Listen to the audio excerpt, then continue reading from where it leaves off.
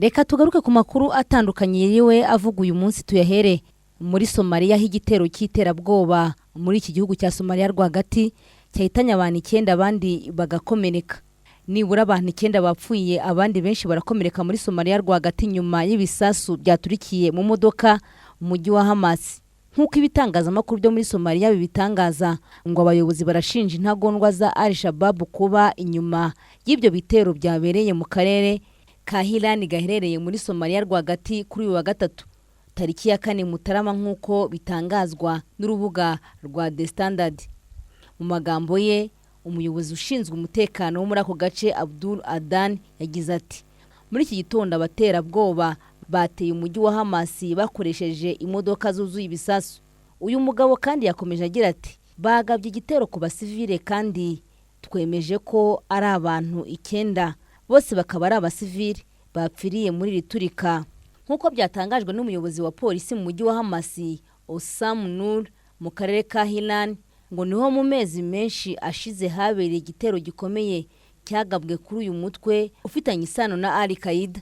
Nur yavuze ko abateye ubwoba bamaze gutsindwa bibasiye cyane abasivili ariko ngo ibyo ntibizahagarika ubushake bw'abaturage bo gukomeza kubatsinda. Umutangabuhamya Adani Hassan yavuze ko ibisasu byaturikiye hafi ya restaurant iri hafi y'inyubako y'ubuyobozi bw'akarere ka Mahasi.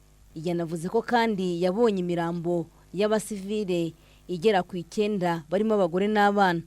Ikingo kikaba ari igitero cyari giteye ubwoba. Reka tugaruke mu Rwanda noneho aho abanyarwanda 48 bacurujwe mu bihugu by'amahanga mu mwaka wa 2022 nkuko byanditswe n'ibinyamakuru bitandukanye. Dr Murangira Bitsiyeri yabwiye ibinyamakuru birimo ikinyamakuru Igihe ko bibabazi iyo ubona umuntu w'imyaka 30 wagiye ku ishuri agurishwa nk'itungo cyangwa igicuruzwa runaka kandi ngo yaragiriwe inama. Iyi ni imvugo y'umuvugizi w'urwego rw'ubugenzacyaha RIB Dr Murangira Bitsiyeri nkuko nabikubwiye agaragaza ko mu bakorewe icuruzwa ry'abantu harimo n'abantu bakuru. Icuruzwa ry'abantu ni kimwe mu byaha by'inzaduka n'ibindi byihariye bigira ingaruka zikomeye ku buzima bw'abaturage. Ku rutonde hiyongeraho ibyaha bikoreshejwe ikoranabuhanga n'iterabwoba n'iyezanya. Urwego rw'ubugenzacyaha ruvuga ko ibyaha by'icuruzwa ry'abantu bigihari nubwo imbaraga zo kubihashya zigenda ziyongera ku bufatanye n'u Rwanda n'ibindi bihugu. Ubushinjacyaha bukuru bwo buvuga ko mu mwaka ushize wa 2021-2022 bwakiriye amadosiye 10 yari akurikiranwemo abantu 16 barimo abagore 10. Dosiye imwe niyo yaregewe inkiko, amadosiye 2 yo arashyingurwa mu gihandi 2 akigwa. Dr Murangira Bitsiyeri kandi bwo yarari mu kiganiro kuri televiziyo y'u Rwanda mu gitondo cyo kuri uyu wa 4 Mutarama 2023 yavuze ko mu mwaka ushize abantu 48 aribo bacurujwe mu bihugu by'amahanga. Asobanura uburyo iki cyaha gikorwa, yavuze ko abantu bajyanwa mu mahanga bashyizweho amayeri ku buryo bataba bazi ko bagiye gucuruzwa. Ibyo bituma babikorerwa babihisha bagendeye ku magambo baba babwiwe bakizera ko bagiye gukora akazi keza.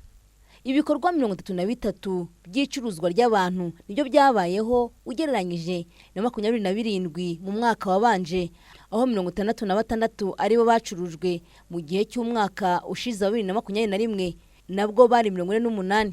Dr Murangira yakomeje avuga ko abantu 19 aribo bagaruwe bakuwe mu bihugu bya Aziya no muri Afrika y'Uburengerazuba. Bagaruwe bakuwe aho bari barajyanwe gucuruzwa. Abandi 11 batangiriwe bageze ku kibuga cy'indege nyuma yaho bigaragaye ko nta makuru yaho bagiye bari bafite. Ikintu gikomeye yasobanuye nuko mu bagaruwe mu gihugu bakuwe aho bari bajyanwe gucuruzwa harimo n'abakumiriwe nyuma bagashaka ubundi buryo bwo kugenda bakaza gusanga ibyo babwirwaga ari byo bakabona gutabaza. Yavuze ko ubibabuza ejo ukongera kuko basigaye bashaka abajya gukora akazi mu bindi bihugu hifashishijwe internet n'imbuga nkoranyambaga ku buryo umuntu mubona ku kibuga cy'indege ari umuntu usobanutse agiye ahantu hazwi kuko abantu bacuruzwa ntabwo ari abana. Harimo n'abantu b'imyaka 30 basobanutse ariko kubera ko baba bakozwe ku mutima ngo usanga baguye muri uwo mutego. Ngo wabashije gutanga amakuru y'ahantu aherereye ni ubasha gutabarwa ariko bisaba ubufatanye bw'inzego z'u Rwanda n'iz'ibindi bihugu nk'uko umuvugizi wa RIB yakomeje abisobanura. Mu bagwa muri uwo mutego wo gucuruzwa harimo n'ababeshywa buruse cyangwa ubukwe ngo baba barateretaniye kuri interinete bakohererezwa amatike. Asobanura ibi yavuze ko hari abasigaye babeshywa buruse, hakaba hari n'ababeshywa ko bagiye gushyingirwa ari umuntu wababwiye ngo ni umukunzi we babonaniye ku mbuga nkoranyambaga, bagateretana umuntu akava mu bye kubera ko aba amwoherereje amadolari. Aho ngaho ngo yamwoherereza ari ukugira ngo amugirire icyizere, yarangiza akohereza itike akamusangayo yayandi akayagaruza ndetse ngo akanakungukamo. Abakora ibyo byaha inshuro nyinshi ngo baba batari no mu Rwanda kandi ngo bagerageza guhisha ibimenyetso ku buryo no kubakurikirana biba bigoye kuko bisaba imikoranire y'ibihugu. Hari abafatwa bagahanirwa mu bihugu by'iwabo, ariko ngo hari n'abataboneka bikaba bisaba uruhare rw'uwakoreweho icyaha, nyamara kenshi ngo atarahura n'ingaruka abarwanya inzego z'iperereza azifata nk'izigamije kumuvutsa amahirwe. Itegeko rero rivuga iki kuri ibi bintu? Itegeko rero risobanura icuruzwa ry'abantu nk'igikorwa cyose gikozwe n'umuntu hagamijwe gushaka inyungu, uha cyangwa ushakira undi akazi, utwara wimura, uhisha cyangwa wakira undi muntu hakoreshejwe ibikangisho, imbaraga cyangwa n'ubundi buryo bwose bw'agahato. Rivuga ko bishobora kuba kumushimuta, uburiganya, ubushukanyi, kumubonerana kubera ububasha umufiteho cyangwa kubera ko ari umunyantege nke, gutanga cyangwa kwakira ubwishyu cyangwa inyungu kugira ngo umuntu ufite ububasha ku wundi muntu yemere. Reka dusimbukira muri Amerika aho hari inkuru y'akumiro, aho mu nteko ya Amerika abarepublicain bananiwe gutora perezida w'umutwe w'abadepite. Mu bintu byaherukaga mu nteko nshingamategeko ya Leta Zunze Ubumwe za Amerika hafi mu kinyejana gishize, abarepublika bafite ubwiganze mu mitwe y'abadepite bananiwe kumvikana ngo batore umuyobozi wabo, bisigurujije ku mukandida wabo witwa Kevin McCarthy. Kuri wa kabiri yari imirimo y'inteko rusange yashojwe batabashije gutora umuyobozi wabo, mu gihe ariyo ngingo ya mbere yari ku murongo w'ibyigwa. Mu nshuro rero eshatu amatora yageragejwe habuze umukandida n'umwe ugira ubwiganze mu majwi, biba ubwa mbere kuva mu mwaka w'1923 bananiwe gutora umuyobozi mu nshuro zose bagerageje, maze imirimo y'inteko yimurirwa kuri wa gatatu. Gutangira imirimo y'inteko byari byitezweho kuba umunsi w'umutsindo ku barepublika. Batsinze amatora mu Gushyingo bakagira ubwiganze muri uyu mutwe ugizwe n'abadepite 435. Bijyanye n'umubare w'abadepite rero watowe yagombaga kuba afite amajwi 218 kuko ari yarenze kimwe cya kabiri. Ubusanzwe uyu wakabaye umwitozo woroshye ku barepublike bafite imyanya 222 naho abademokrate bakagira 212. Inshuro ya gatatu rero ni nayo yashorejweho umunsi McCarthy nk'umukandida w'ishyaka rifite ubwiganze mu nteko yabonye amajwi 203. Byaje kugaragara ko hari abarepublika 19 bahejeje inguni batamwumvaga, bavuga ko batamwemera haba mu bijyanye n'umurongo w'ibitekerezo afite ndetse na kamere ye muntu. Mu itora ryo ku nshuro ya mbere abarepublike bigumuye batoye Andy Biggs wo muri Arizona na Jimmy Jordan wo muri Ohio. Ku nshuro ya kabiri hategerejwe itora abadepite 19 bose noneho bahurije amajwi kuri Jordan.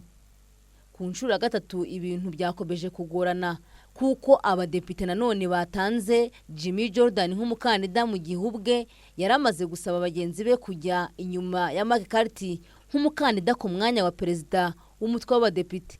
N'ubundi byarangiye batoye Jordan, ahubwo noneho babona amajwi 20, McCarthy abura ubwiganze atyo. Ku ruhande rw'abademokrate bo bagumye hamwe inyuma y'umukandida wabo Hakeem Jeffries wo muri New York, ari nawe ubayoboye mu nteko, ariko akomeza gutsindwa amatora kubera ko badafite ubwiganze mu nteko. Ku nshuro ya gatatu amatora yabaye Hakeem Jeffries yagiraga amajwi 212 akanusha McCarthy, ariko ntiyahabwa amahirwe kubera ko abadepite babo ari bake mu nteko. Nubwo abarepublika ari bo benshi mu badepite, ikinyuranyo cy'abademokrate kiri hasi ku buryo byasaba gukora ubukangurambaga n'icengeza amatwara mu ishyaka kugira ngo McCarthy atorwe. Icyakora ibyishimo byabo byabaye nko kubyina imbere y'umuziki. Byatumye atangira kumvikana n'abarepublika batamwumva, ahubwo bamufata nk'umuntu ufite inyota yo gutegeka. Amakuru avuga ko yageze n'aho abizeza ko niba mutora azahindura amategeko y'inteko igenderaho akoroshya uburyo bwo gukuraho perezida wayo mu gihe yaba akora nabi. Kimwe rero ngo mu bishoboka nuko McCarthy ashobora gutorwa ariko bikazamusiga afite intege nke cyane kubera gutereranwa na bagenzi be mu ishyaka. Ku rundi ruhande mu gihe ubumwe bwabura biranashoboka ko hatorwa umudemokrate Jeffrey akaba ari we ugenzura inteko. Biteganyijwe ko abadepite baza guhura bagatora ku nshuro ya 4 kuri wa gatatu, nubwo kugeza ubu hataramenyekana niba uru rukuta babasha kururenga.